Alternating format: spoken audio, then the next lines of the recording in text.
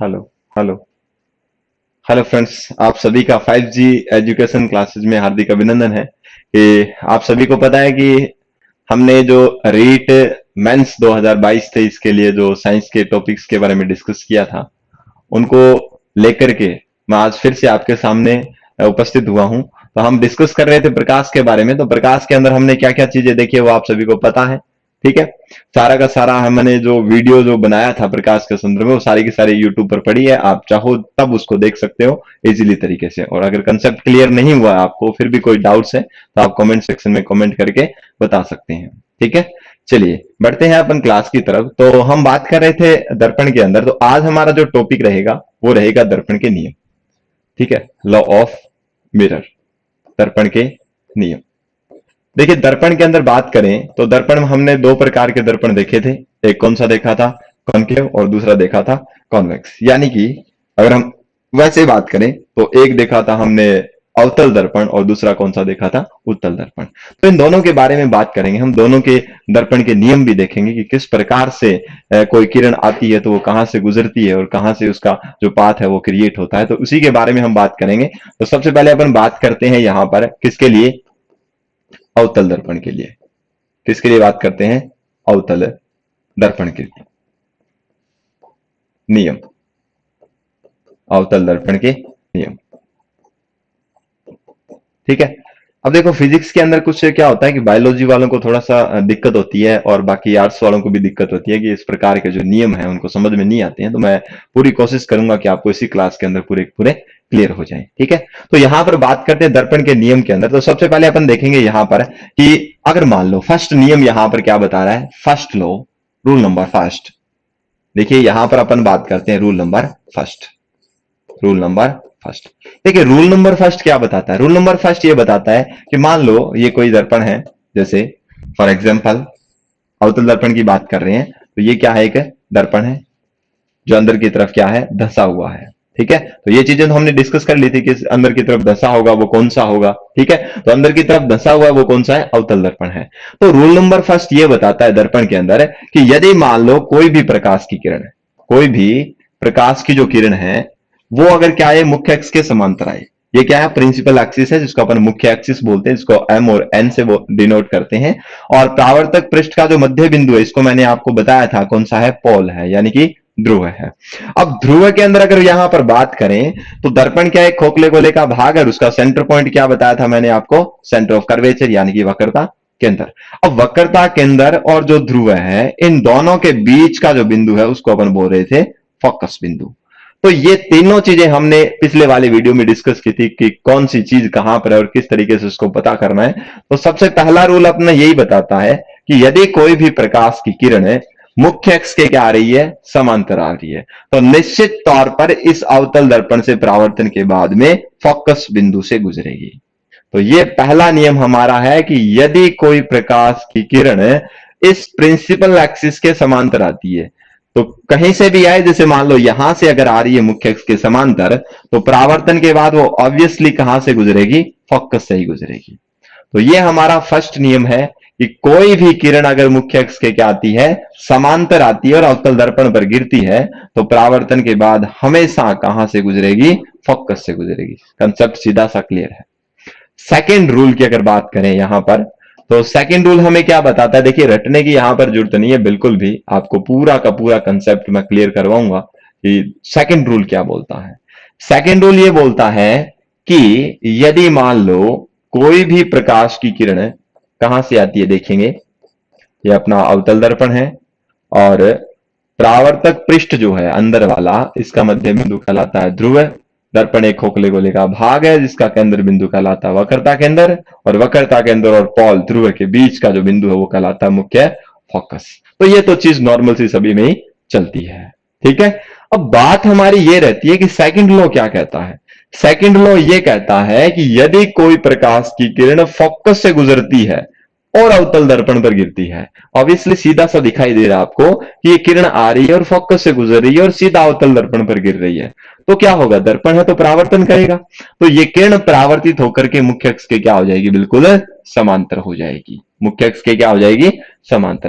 कहीं ना कहीं इन दोनों रूल्स के अंदर कुछ ना कुछ सिमिलरिटीज भी है, एक दूसरे के अपोजिट भी मान सकते हैं। कैसे मान सकते हैं, समांतर वाली तो मुख्य फोकस से गुजर रही है और फोकस से गुजरने वाली समांतर हो रही है, तो दोनों में किसी भी प्रकार का ऐसा कोई रटने वाली जरूरत नहीं है। दोनों के अंदर एक विरोधाभास प्रकट हो रहा है कि जो समांतर आके गिर रही है वो तो फोकस से गुजर रही है, और जो फोकस से गुजर रही है वो समांतर हो रही है। ठीक है, तो ये दो रूल यहां पर काम कर रही हैं। तीसरा रूल अगर बात करें हम यहां पर, तो तीसरा रूल क्या बताता है, रूल नंबर थर्ड की बात करें, रूल नंबर थर्ड। तो रूल नंबर थर्ड क्या बोलता है, रूल नंबर थर्ड में किसी भी प्रकार की कोई समस्या नहीं है। जब मान लो ये आपके पास वही है, हम बात अवतल दर्पण की कर रहे हैं, तो ये अवतल दर्पण हो गया जिसका परावर्तक पृष्ठ अंदर की तरफ धंसा हुआ है, ये भी आपको पता है। और बात करें परावर्तक पृष्ठ अंदर वाला है, इसका मध्य बिंदु क्या कहलाता है, ध्रुव कहलाता है। दर्पण एक खोखले गोले का भाग है, अगर इसको इस तरीके से अगर कई किया जाए तो ये गोला बन जाएगा, खोखला गोला, और इसका मध्य बिंदु मैंने आपको बताया था वक्रता केंद्र होता है। और अगर इन दोनों के बिंदुओं के बीच की अगर मैं बात करूं तो इन दोनों के बीच का बिंदु कौन सा है, फोकस बिंदु है। ठीक है, ये चीज आपको क्लियर हो जानी चाहिए, ये वीडियो के अंदर पिछले वाले में बताया गया है। अब तीसरा रूल ये कहता है कि यदि कोई प्रकाश की किरण कहां से गुजरे, वक्रता केंद्र से गुजरती है, कहां से गुजरती है, वक्रता केंद्र से गुजरे और अवतल दर्पण पर गिरे, तो निश्चित तौर पर वो किरण उसी पथ पर वापस क्या हो जाती है, परावर्तित हो जाती है। देखिए परावर्तन नाम बोलना यहां जरूरी हो जाता है, क्योंकि दर्पण किस सिद्धांत पर काम करता है, परावर्तन के सिद्धांत पर। तो ये किरण चित्र देख के, डायग्राम देख के आपको निश्चित तौर पे समझ में आएगा कि जब किरण वक्रता केंद्र से गुजर कर अवतल दर्पण पर गिरती है तो परावर्तन के बाद उसी रास्ते पर लौट जाती है। ठीक है, समझ में आ गई बात। चलिए बढ़ते हैं नेक्स्ट रूल की तरफ। तो नेक्स्ट रूल हमारा क्या बोलता है, कुछ नहीं याद करना यहां पर भी, rule number 4। Rule number 4, rule number 4 हमारे पास ये बताता है कि अगर ये कोई अवतल दर्पण है, और वही बात है पीछे की तरफ ये मैं दिखा रहा हूं, ये पॉलिश की हुई है, और इसकी अंदर वाली साइड जो है ये वाली, ये परावर्तक पृष्ठ है जिसका बीच का बिंदु कहलाता है ध्रुव। अब ध्रुव है, ये गोले का भाग है, तो उस गोले का मध्य बिंदु क्या कहलाएगा, वक्रता केंद्र, और इन दोनों के मिडल पॉइंट, जो बीच का जो पॉइंट है वो कहलाता है फोकस बिंदु। आई थिंक ये आपको क्लियर हो चुका होगा। अब बात ये रहती है कि यदि प्रकाश की किरण किस पर गिरे, ध्रुवों पर गिरती है, तिरछी गिरती है। अगर प्रकाश की किरण क्या गिरती है, ध्रुवों पर गिरती है, तो समान कोण पर, जितने कोण पर यह किरण ध्रुव पर गिर रही है उसी समान कोण पर यह किरण वापस क्या हो जाती है, परावर्तित हो जाती है। समझ में आ गई बात, थोड़ा सा ध्यान से देखना। ये लाइन आपको थोड़ा सा ऐसा लगेगा कि ये थोड़ा छोटा कोण बना रही है। ठीक है, तो मैं दोबारा से ड्रॉ कर देता हूं। अगर कोई प्रकाश की किरण जितने डिग्री कोण पर गिर रही है उतने ही डिग्री कोण पर क्या हो जाएगी, परावर्तित हो जाएगी। कब होगी, जब ये ध्रुव पर गिरती है।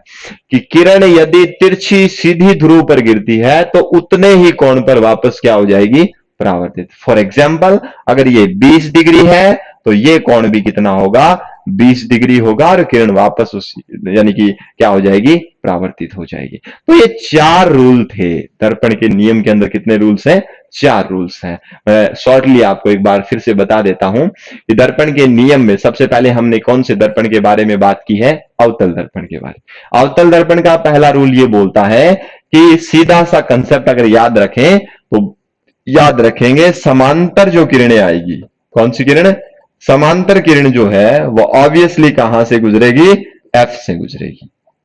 कहां से गुजरेगी, एफ से गुजरेगी या गुजरती है। ये शॉर्टली आप याद रखें कि किरण यदि समांतर आ रही है तो एफ से गुजरेगी, समांतर आ रही है एफ से गुजरेगी। पहला रूल कंप्लीट। सेकंड रूल, यदि एफ से आ रही है, कहां से, एफ से आ रही है, तो वो क्या हो जाएगी, प्रिंसिपल एक्सिस, मुख्य अक्ष के क्या हो जाएगी, समांतर हो जाएगी। जो डायग्राम से आपको सीधा डायरेक्ट आपको दिखा रखा है, तो मुख्य अक्ष के क्या हो जाएगी, समांतर। तो एफ से गुजरेगी तो अवतल दर्पण से परावर्तन होगा और मुख्य अक्ष के समांतर हो गई। तीसरा रूल यहां पर यह बोलता है कि यदि प्रकाश की किरण सी से गुजरती है, मैं यहां पर लिख देता हूं सी से गुजरती है, तो वो सी से नहीं लिखो आप, ऐसे लिखो सी पर ही क्या हो जाती है, परावर्तित हो जाती है। उसी दिशा में मान सकते हो आप, ये भी बोल सकते हो, कोई दिक्कत नहीं है, परावर्तित हो जाती है। कि अगर सी पर गिरेगी, सी से गुजर के अवतल दर्पण पर गिरेगी, तो उसी दिशा में या उसी पथ पर वापस लौट जाएगी। ये आपको दिख रहा है, सी से गुजर रही थी और उसी मार्ग में वापस ये किरण आके गिर रही थी और उसी दिशा में ये किरण वापस चली भी गई है। ठीक है। सेकंड लास्ट जो नियम है अवतल दर्पण का, उसके अंदर क्या करना है, कुछ नहीं करना। अगर जितने डिग्री कोण पर ये गिरती है, ठीक है, यानी कि किरण किस पर गिरे, ध्रुव पर गिरती है, किस पर गिरती है, ध्रुव पर गिरती है, तो सेम समान कोण पर क्या हो जाती है, परावर्तित। समान कोण से क्या हो जाएगी, परावर्तित हो जाएगी। जो आपको दिख रहा है डायग्राम में, सीधा का सीधा आपको दिख रहा है। तो ये 4 नियम थे अवतल दर्पण के। ये अपन नियम कहां पर काम आएंगे, ये प्रतिबिंब निर्माण के समय हमें क्या आएंगे, काम आएंगे। तो उम्मीद करता हूं कि आपको ये चीजें क्लियर हो चुकी होगी। चलिए बढ़ते हैं अपन दूसरे किसकी तरफ, उत्तल दर्पण के नियम की तरफ बढ़ते हैं। तो यहां पर ये अवतल दर्पण के 4 नियम थे, हम बात करेंगे अब उत्तल दर्पण के नियम्स की। ठीक है, चलिए सेकंड नियम बात करते हैं किसकी, उत्तल दर्पण के नियम। उत्तल दर्पण के नियम, उत्तल दर्पण के नियम।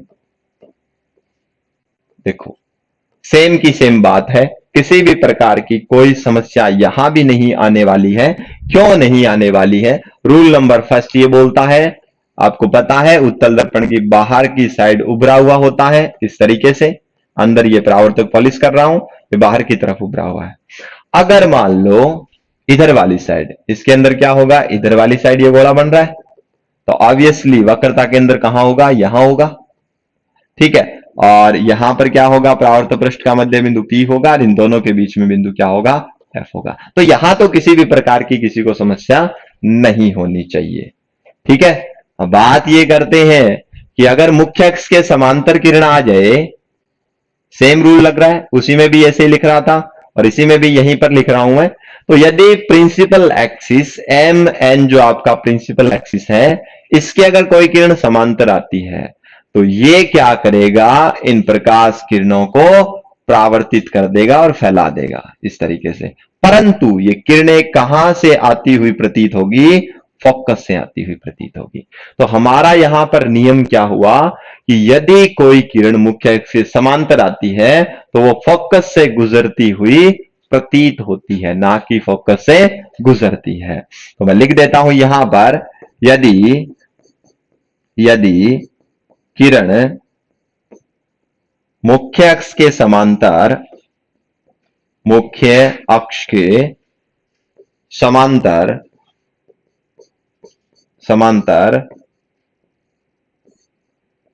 उत्तल दर्पण पर गिरती है, किस पे गिरती है, उत्तल दर्पण पर गिरती है, तो क्या होगा, किरण का परावर्तन होगा। तो परावर्तन के बाद कहां से गुजरेगी, परावर्तन के बाद कहां से गुजरती हुई प्रतीत होगी, गुजरेगी नहीं, प्रतीत होगी, क्योंकि ये एफ से गुजरती हुई प्रतीत हो रही है। तो परावर्तन के बाद फोकस बिंदु से गुजरती प्रतीत होती है, वास्तव में नहीं गुजरेगी, ये चीज आपको याद रखनी है, प्रतीत होती है। एनी डाउट, कुछ नहीं करना है, मुख्य अक्ष के समांतर आ रही है, उत्तल दर्पण पर गिर रही है, तो ये किरणें जो है वो फोकस से आती हुई क्या होगी, प्रतीत होगी। बस सीधा सा कंसेप्ट आपको इतना याद रखना है। क्लियर है। चलिए सेकंड रूल की अगर हम बात करें, तो सेकंड रूल क्या बोलता है, यहां पर सेकंड रूल ये बोलता है कि ये मान लो आपका वो प्रिंसिपल एक्सिस है, यहां पर पॉलिश की गई है, ठीक है, और यहां जो है परावर्तक पृष्ठ का बीच का बिंदु ये वाला, ये कहलाता है ध्रुव। यहां पर जो खोखले गोले का भाग है ये वक्रता केंद्र, और इन दोनों के बीच का भाग कौन सा कहलाता है? फोकस बिंदु। क्लियर है? अब एक बात देखिए यहां पर, यदि कोई प्रकाश की किरण, देखिए सीधी सी कंसेप्ट है, सीधा कंसेप्ट है, वहां पर तो गिर रही थी। अगर बात करूं मैं वहां पर, देखिए यहां पर मैं दोबारा से आपको दिखा देता हूं। अवतल दर्पण में तो क्या हो रहा था? प्रकाश किरण फोकस से गुजर रही थी, पर यहां क्या होगा? ये गुजरती हुई प्रतीत होगी। ठीक है, वास्तव में नहीं गुजरेगी, यहां पर गुजरती हुई प्रतीत, जैसे मान लो ये गिरती हुई प्रतीत होगी, सॉरी, वहां पर तो वास्तव में गिर रही थी, पर यहां पर गिरती हुई क्या होगी? प्रतीत। ठीक है, जैसे मैं आपको बता देता हूं, यहां पर देखिए, ये देखो, ये वास्तव में नहीं गिरी, आगे तो पॉलिश की गई है, तो ये गिरती हुई क्या हो रही है? प्रतीत हो रही है, क्योंकि आगे पॉलिश है, फोकस उधर रह गया, तो इसका मतलब ये अंदर से गुजर नहीं सकती। तो गिरती हुई अगर प्रतीत हो तो ऑब्वियसली ये मुख्य अक्ष के क्या हो जाती है? समांतर। रूल सेम है, मुख्य अक्ष के समांतर होगी, पर यहां गिरेगी नहीं, वास्तव में किरण गिरेगी नहीं। तो सीधा सा कंसेप्ट है, यदि कोई प्रकाश किरण फोकस पर गिरती हुई प्रतीत होती है तो परावर्तन के बाद मुख्य अक्ष के समांतर हो जाती है। ठीक है, तो यहां पर अगर मैं लिखूं, शॉर्ट में लिखूंगा, मेरी शब्दों पर आप जाना और शब्दों से लिख लेना कि यदि एफ पर किरण किरण गिरती प्रतीत होती है, शॉर्ट में बता रहा हूं, गिरती प्रतीत होती है, प्रतीत होती है, तो परावर्तन के बाद, तो परावर्तन के बाद किसके समांतर हो जाएगी? मुख्य अक्ष के समांतर हो जाती है, ये दिख रहा है। तो परावर्तन के बाद मेन एक्सिस, अक्ष के मुख्य अक्ष के समांतर हो जाती है, समांतर हो जाती है। तो बताओ, कोई डाउट है इसमें? कुछ नहीं करना, अगर आपको डायग्राम पता है तो आप अपनी लैंग्वेज में भी इसको लिख सकते हो कि अगर फोकस पर गिरती हुई प्रतीत हो, वास्तव में ना गिरे, तो परावर्तन के बाद मुख्य अक्ष के समांतर हो जाए। नेक्स्ट अगर बात करें यहां पर थर्ड नियम, कौन सा नियम? तीसरा नियम, उत्तल दर्पण का तीसरा नियम। तो उत्तल दर्पण के तीसरे नियम में कुछ नहीं है, सेम प्रॉपर्टी चल रही है, सेम का सेम ऊपर वाला यहां पर रिपीट हो रहा है, बस थोड़ा सा डिफरेंस है, माइनर सा डिफरेंस है। परावर्तक पृष्ठ का मध्य बिंदु आपका ध्रुव कहलाएगा, ये खोखले गोले का भाग है उसका ये वक्रता केंद्र कहलाएगा, और इन दोनों के बीच का मिड पॉइंट जो है वो कहलाएगा फोकस बिंदु कहलाएगा। ठीक है, तो अब यहां पर एक चीज आप देखिए कि यदि कोई प्रकाश की किरण सी पर, वहां तो सी से गुजर रही थी और सी पर वापस आ रही, मैं आपको वापस दिखा देता हूं यहां पर, ये देखिए, यहां से ये वाली चीज देखिए, डायग्राम नंबर ये देखिए, सी पर गुजर करके अवतल दर्पण पर गिर रही थी और परावर्तन के बाद उसी रास्ते से लौट रही है, बट यहां उल्टा है इसका, यहां पर गिर नहीं सकती, ये आप अपने हिसाब से भी आइडिया लगा सकते हो। गिर क्यों नहीं सकती है? क्योंकि आगे पॉलिश की हुई है, तो ये गिर नहीं सकती, तो गिरती हुई क्या होती है? अगर प्रतीत हो तो परावर्तन के बाद उसी रास्ते से वापस लौट जाएगी। बस माइनर सा डिफरेंस है, थोड़ा सा ध्यान में रखेंगे तो आपको ये भी चीज भी इजीली क्लियर हो जाएगी। तो यहां पर मैं क्या लिख दूं? यदि किरण क्या होगा? आप बताओ क्या होगा? सी पर गिरती हुई प्रतीत होती है, सी पर गिरती प्रतीत हो तो, प्रतीत हो तो क्या होगा? दर्पण से परावर्तन होगा, तो परावर्तन के बाद उसी रास्ते पर लौट जाती है, उसी रास्ते से वापस लौट जाती है। क्या हो जाएगी? वापस लौट जाती है, लौट जाती है। Any doubt? कुछ नहीं है, बस आपको थोड़ा सा एक पॉजिटिव वे में सोचना है और पॉजिटिव वे में इसको देखना है। अगर आपका माइंडली वास्तव में पॉजिटिव वे में सोचेगा तो आप इस तरीके को इजीली समझ सकोगे। ठीक है, बात क्लियर हुई? चलिए बढ़ते हैं नेक्स्ट की तरफ। 4 नंबर जो यहां पर रूल है, सेम का सेम रूल रिपीट होगा जैसे हमने अवतल दर्पण के लिए देखा था, वही सेम रूल है। यहां पर यदि मान लो अवतल दर्पण ये रहा, सॉरी उत्तल दर्पण, ठीक है, और मैंने आपको बताया था इसका मध्य बिंदु, जिस गोले का भाग है उस गोले का मध्य बिंदु वक्रता के अंदर, और परावर्तक पृष्ठ का मध्य बिंदु आपका ध्रुव, और इन दोनों के बीच का पॉइंट कहलाता है फोकस बिंदु। ठीक है, वही रूल है, सेम रूल यहां पर काम करेगा। कुछ नहीं करना, सेम का सेम लिख देना कि यदि किरण ध्रुव पर क्या होती है, गिरती है, तो उतने ही कोण पर वापस क्या हो जाएगी, परावर्तित हो जाएगी। यहां पर किसी भी प्रकार का कोई रूल चेंज नहीं है, दोनों में सेम प्रकार का रूल है। तो ये 4 नियम अवतल दर्पण के और उत्तल दर्पण के हमने देखे, जिसके अंदर हम आगे प्रतिबिंब का निर्माण कैसे हो सकता है, हम प्रतिबिंब का इमेज कहां पर प्राप्त कर सकते हैं, इन्हीं रूल के ऊपर बेस्ड है। ठीक है, तो उम्मीद करते हैं कि आपको ये क्लास अच्छी लगी होगी, और अगर आपको ये क्लास अच्छी लगी है तो आप ज्यादा से ज्यादा इस क्लास को शेयर करें। जो बच्चे जरूरतमंद हैं, जो हाई फीस दे के नहीं पढ़ सकते हैं, उनके लिए अगर ये चीजें पहुंचेगी तो वास्तव में उनका भी प्रॉफिट होगा।